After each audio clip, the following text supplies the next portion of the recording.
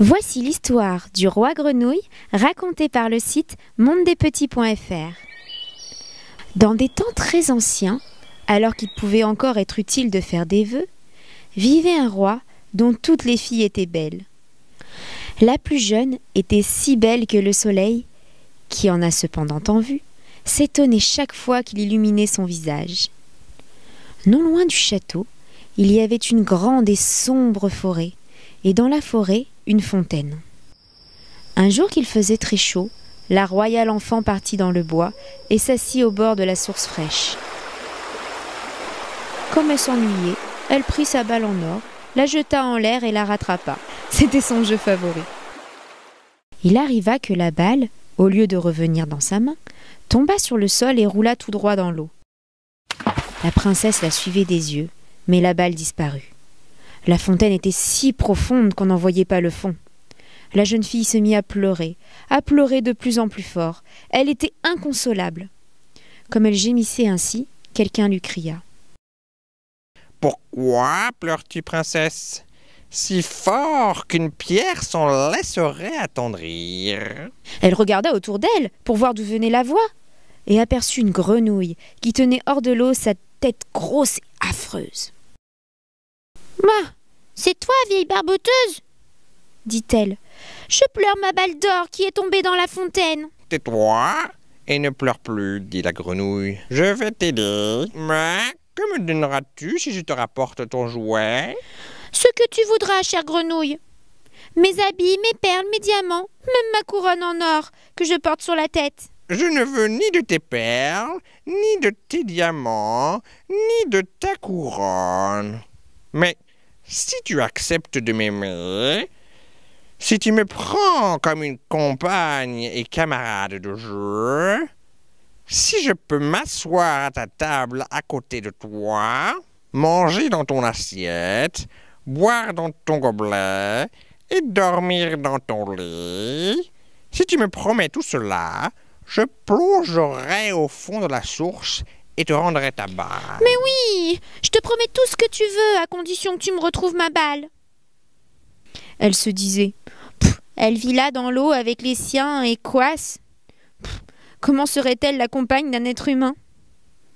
Quand la grenouille eut obtenu sa promesse, elle mit la tête sous l'eau, plongea et peu à peu réapparut en tenant la balle entre ses lèvres. Elle la jeta sur l'herbe. En trouvant son bon jouet, la fille du roi fut folle de joie. Elle le ramassa et partit en criant. « Attends, attends !» cria la grenouille. « Emmène-moi ! Je ne peux pas courir aussi vite que toi. » Mais il ne servait à rien de crier c'est quoi aussi fort qu'elle pouvait. La jeune fille ne l'écoutait pas.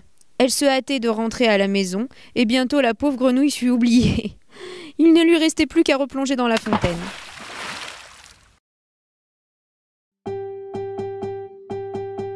Le lendemain, comme la princesse était à table, mangeant dans sa jolie assiette d'or avec le roi et tous les gens de la cour, on entendit « Plouf, plouf, plouf, plouf, plouf » quelque chose qui montait l'escalier de marbre. Puis on frappa à la porte et une voix dit « Fille du roi, la plus jeune, ouvre-moi. » Elle se leva de table pour voir qui était là. Quand elle ouvrit, elle aperçut la grenouille. Elle poussa bien vite la porte et alla reprendre sa place. Elle avait très peur. Le roi vit que son cœur battait fort et dit « Que crains-tu, mon enfant ? Y aurait-il un géant derrière la porte qui viendrait te chercher ?»« Oh non, oh non, ce n'est pas un géant, mais c'est une vilaine grenouille. »« Que te veut cette grenouille ? » ?»« Oh, cher père, hier comme j'étais au bord de la fontaine et que je jouais avec ma balle en or, celle-ci tomba dans l'eau. Parce que je pleurais bien fort, la grenouille me l'a rapportée. Et comme elle me le demandait avec insistance, je lui ai promis qu'elle deviendrait ma compagne. Mais je ne savais pas qu'elle sortirait de son eau. Voilà qu'elle est là dehors et qu'elle veut venir auprès de moi. » Sur ces entrefaits, on frappa une seconde fois à la porte et une voix dit « Fille du roi, la plus jeune, ouvre-moi. Ne sais-tu plus ce qu'hier, au bord de la fontaine fraîche, tu me promis ? Fille du roi, la plus jeune, ouvre-moi. » Le roi dit alors « Ce que tu as promis, il faut le faire. Va et ouvre. » Elle se leva et ouvrit la porte. La grenouille sautilla dans la salle, toujours sous ses talons, jusqu'à sa chaise. Là, elle s'arrêta et dit « Prends-moi auprès de toi. » La princesse hésita, mais le roi lui donna l'ordre d'obéir. Quand la grenouille fut installée sur la chaise, elle demanda à monter sur la table. Et quand elle y fut, elle dit « Approche ta petite assiette d'or. Nous allons y manger ensemble. » La princesse fit ce qu'on voulait, mais c'était malgré tout de mauvais cœur. La grenouille mangea de bon appétit. Quant à la princesse, chaque bouchée lui restait au travers de la gorge. À la fin, la grenouille dit « J'ai mangé à satiété. Maintenant, je suis fatiguée. Conduis-moi dans la chambrette et prépare ton lit de soie.